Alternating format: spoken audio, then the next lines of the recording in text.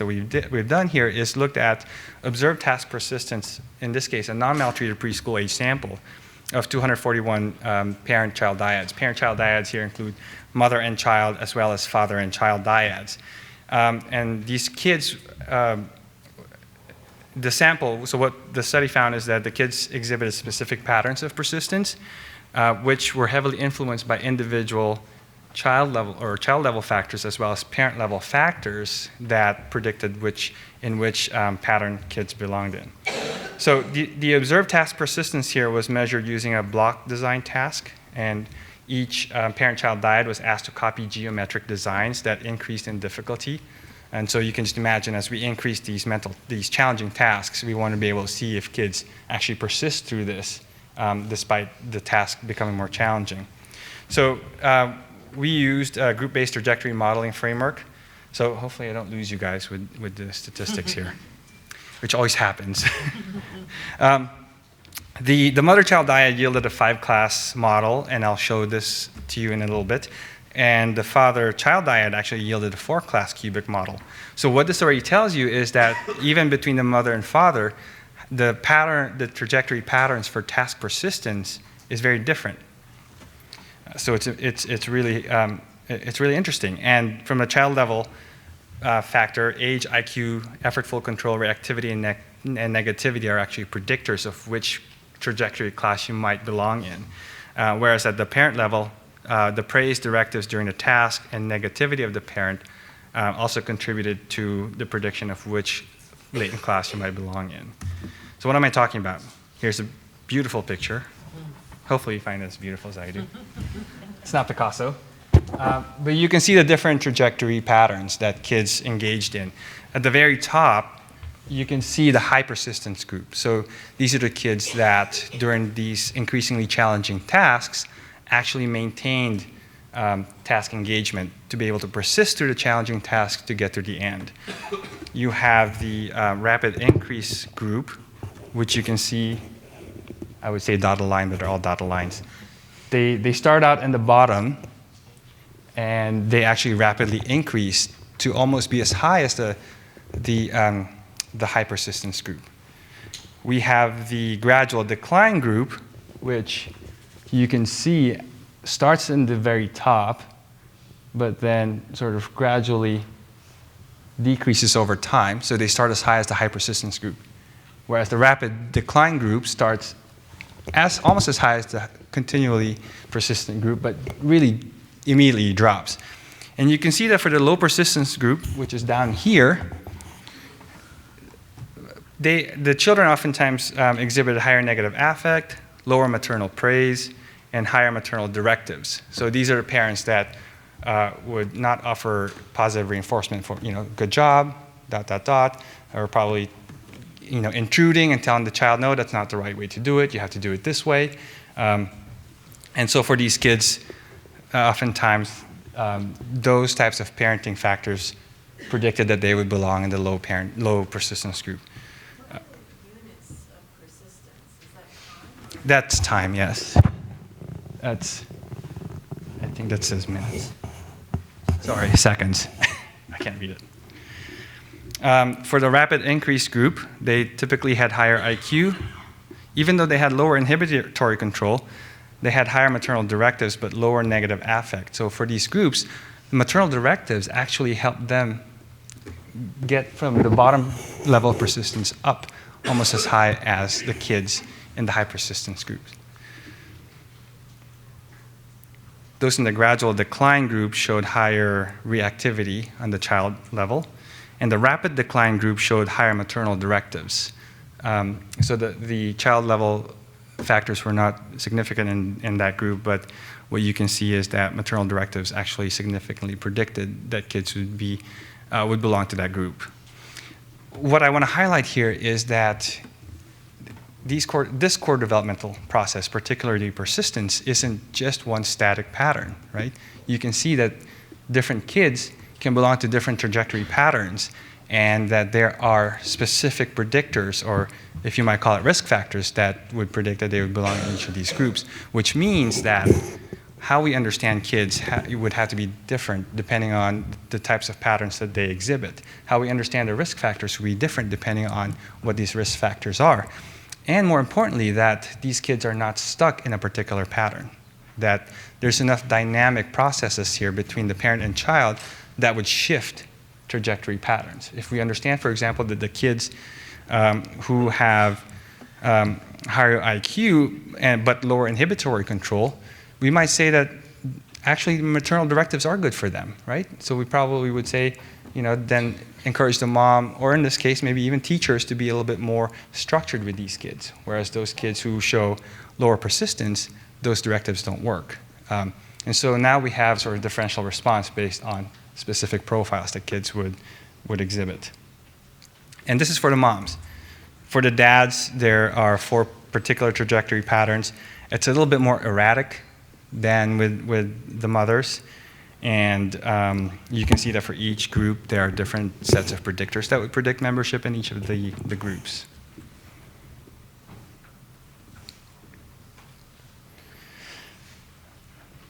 So, as I mentioned earlier, this is sort of group-based trajectory modeling that was looking at observed task persistence for preschool-aged kids who are non-maltreated. So hopefully the question is, well, how does maltreatment affect some of these emotional self-regulation processes, right? And so looking at maltreatment and self-regulation in this case, what we can look at is how self-regulation in infancy and childhood, early childhood, is impacted by maltreatment. As Brenda already said, the earlier the better. And don't worry, for those of you who are working with older kids, I haven't forgotten you. That, it's sort of like being up here with Brenda. It's like working with your parent, and then you're then diverging into a different trajectory, and that's sort of where I'm headed. So I started out in early childhood with Brenda, and that's sort of where I'm moving towards. But I had to talk about the history of where I came from, and so I'm talking about early childhood. So maltreatment during infancy and early childhood often result in behavior problems by middle childhood and adolescence, and this is again why it's important to look at earlier precursors. Later development of these internalizing and externalizing behavior problems is often mediated by problems with emotional self-regulation. Surprise, right? This is something that we know about already. Oftentimes these kids can't regulate their emotions, and so we label them as, kids that exhibit internalizing or behavioral, or internalizing or externalizing problems. One example here is looking at young preschool-age foster kids who exhibited committed compliance. So we would think, and for some of you in the classrooms, you might start thinking about these kids who seem to be the well-behaved kids, and so you may not even understand that there was maltreatment involved. These are kids who oftentimes exhibit committed compliance, or sometimes called compulsive compliance, where these kids really are just complying without necessarily internalization. So their internalization process is often deviated, which is then later resulting in higher levels of externalizing problems. So what that means is these kids, these preschool-aged kids, show compliance, but they haven't really internalized sort of those classroom rules, right? You're just complying for the sake of complying. Sometimes you're complying because you'll get a point system. You'll get a positive point for complying. These kids comply so that they can avoid some of the negative backlash from the teacher or their parents. And so from a developmental standpoint, these kids are not internalizing some of the rules that are necessary to be successful socially with other kids and with other adults. This other study looks at patterns of emotion regulation. So I've shown you patterns of persistence, which, sort of using a complex statistical analysis allowed us to understand that there are different patterns for persistence. In this case, I'm looking at emotional self-regulation, where during a fear elicitation task, similar to the video that you saw Brenda show with well, you didn't see the scary mask, but you saw the kids' reactions to that. So what we did was code, not that study, but a previous study coded for some of the emotional reactions from the kids. And in the study, we found that children exhibit specific trajectory patterns of fear response and regulation, and that gender and language significantly predicted membership in these specific trajectory patterns. That show up. So having started out as a clinician, this is something that I oftentimes found in the clinical setting, is looking at some of these kids who dysregulated, and to understand that emotional regulation is actually a dynamic process became a little bit more challenging to represent in the empirical literature. And so that started me down the rabbit hole of learning more of these complicated statistics that I don't know how that happened. You should ask Brenda, because at first I was like, no stats. And then I realized, but I need to understand a little bit more to be able to examine the dynamic nature of emotion regulation. And so the hypothetical form of emotion regulation is a quadratic. So it's a higher order polynomial, if you notice, right? This first point here would be the baseline. When you come into a situation, you might be aroused already with an emotional intensity, whether it's anger, and something sets you off, and then you just kind of go up. You hit peak, and then you have to somehow down-regulate that emotional response and use some kind of emotion regulatory strategy, like taking a time out, taking a deep breath, that would then bring your emotion back down. And so we were able to find a model that would fit that, as you can see here. It's a two-class model where class 2, which is considered the emotionally dysregulated pattern, is the higher group. These kids already start out at a higher baseline, as you can see, compared to the emotionally regulated group. I mean, you would expect some kind of response, right? If someone scares you, hopefully you would have some kind of fear response. And so there's a normative response to fear. But there's also, in this case, what you'll notice is that these kids in the dysregulated class not only started out at a higher baseline of fear, but they also peak at a higher intensity than those kids the preschool kids who were belonging in the emotionally regulated class. Now, those kids in the dysregulated class got there a little bit later. They got there at 33 seconds, whereas the kids in the regulated class reached peak at 26 seconds. But when you're thinking about a fear response, every second matters, right? And so that's definitely a big difference. And in this case, boys with lower language ability tend to increase the likelihood of belonging to the emotionally dysregulated class in this case. And so think about that in terms of what Brenda shared earlier, in terms of the sequelae of maltreatment and some of the aggressive behaviors that you might find, particularly with boys when they have this sort of action-ready response to their attentional bias for aggression in others, right? So they're at a higher baseline. Someone rubs into them, and they attribute some of that behavior to wanting to fight, and so then they immediately react that way. So how do we then relate all of this to academic achievement? So in this study, the aim was to examine young kids' emotional regulation, especially the development across preschool and early elementary years. So it's a longitudinal study, and to also examine the extent to which different pathways to higher test scores and school achievement may exist among these kids who have a history of maltreatment or history of CPS involvement. The sample was drawn from the NSCA study, or the National Survey on Child and Adolescent Wellbeing, which is a nationally representative longitudinal survey of kids, and so we can actually speak at the population parameter level. This study drew 834 preschool-aged kids that were tracked across the 4 time points, and the study used latent class analysis. And what you see here across 3 time points is that there's a consistent 2-class distinction in response probabilities to some of these items. And some of these items were taken from the CBCL, and they include questions such as can't concentrate, demands attention, screams, unusually loud, may have temper tantrums, or changes in moods. And so a higher likelihood of endorsing those items may mean that these kids are exhibiting an emotionally dysregulated response. And so as you can see across 3 time points, that there's some stability in the classification that these kids belong into.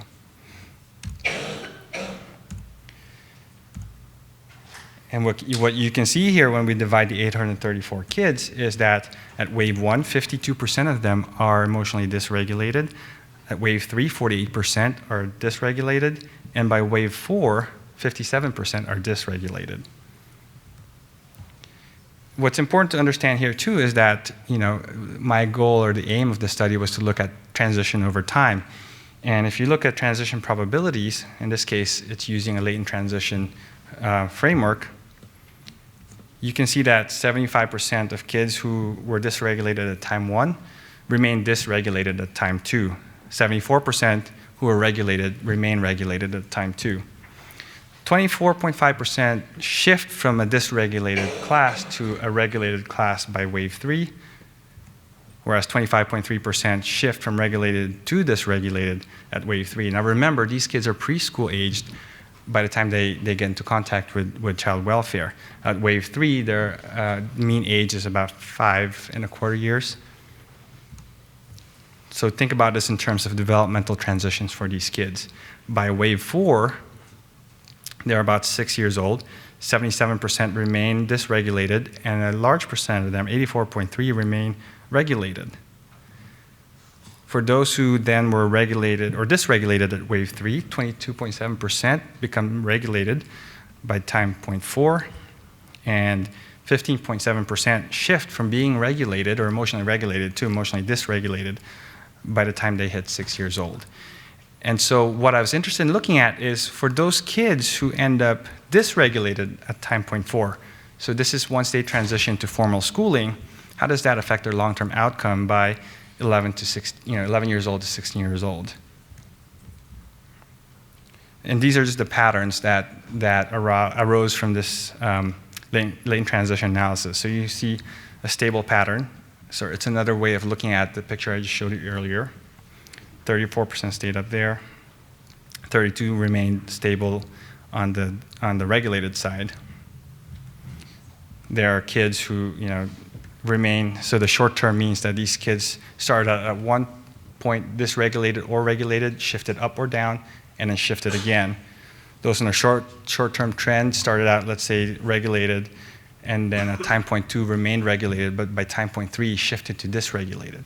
So what's interesting here, not just for those kids who stay stable across time, but it's also interesting to see what happens for these kids that actually shift classification from being regulated to dysregulated. So, there it is. So what's important here is that you see for kids who are emotionally dysregulated, they actually exhibit lower standardized test scores in the Woodcock-Johnson letter word identification, passage comprehension, so in terms of language, and in terms of math, they also display lower calculations and applied problems by the time these kids are 11 years to 16 years old, and there's a statistical difference between these two groups. And so hopefully that was enough, at least preliminary evidence, to show you that kids' self-regulatory capacities earlier on at preschool actually do have long-term impacts later on. And so we can't ignore the kids at preschool, and at some point in time, because when these kids are dysregulated by the time they're in formal schooling, and if they remain at that point in time, do have negative impacts, we have to be able to figure out a way to intervene. And hopefully the fact that self-regulatory processes is important, that gives us something salient to target for our intervention and prevention efforts for these kids. So in terms of intervention and policy, we have to consider core developmental process, in this case, self-regulation. Understanding the child is an integration of complex factors. So this includes individual child-level variables as well as their context, so the schools, their families, child welfare, and how these all interact with each other to shift some of these kids' trajectories. And some of the context, so the microsystems and the macrosystems that may interact with one another. Educators and child welfare personnel, along with parents, should be able to work together to help promote some of these positive changes in self-regulation.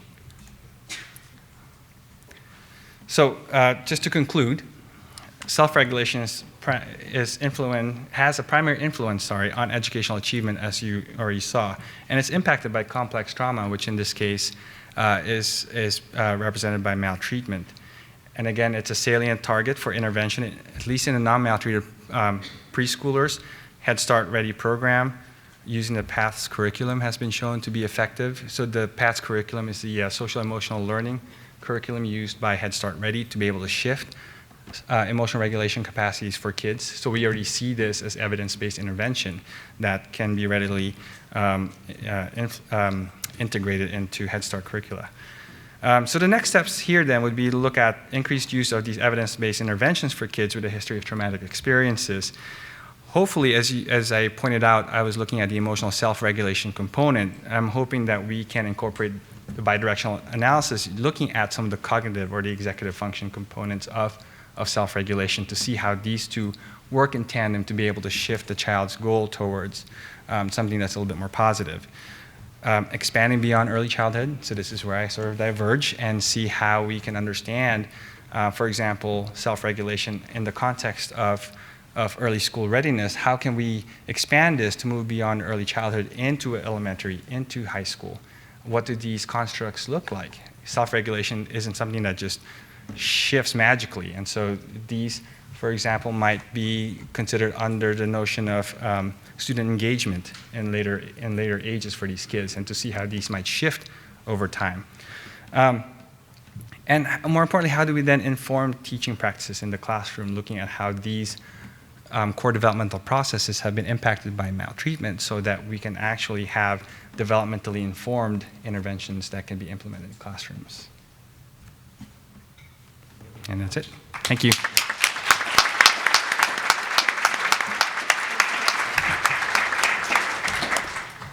We have time for a quick question before we take a break.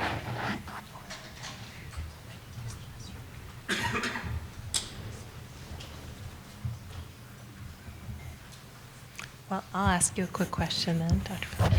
So, these analyses are so rich in talking about self-regulation as a dynamic process. And you mentioned a little bit about implications for the classroom and talking about educators and child welfare personnel working together to promote self-regulation. I just wondered if you could say a few more words about, understanding these rich dynamics, even at the second-by-second level. Where do you think they hold the most implication? Is it for individual treatment with children who've already been maltreated? Is it for thinking about designing more universal programs, socio-emotional learning programs, that kind of a thing? Thanks, Eric. That actually is a very important question, because oftentimes as researchers, this is our challenge, right? How do we bring some of these lab-based analyses into the real world? And I think in this case, definitely with higher impact and practice, it's something to consider when you think about some of these trajectory patterns, right? It gives us an understanding. And just to let you know, some of these models are called person-centered approaches, right? It shifts our understanding of some of these developmental process from a static variable-oriented approach, which means that we're looking at regression, for example, and we have relationships between variables.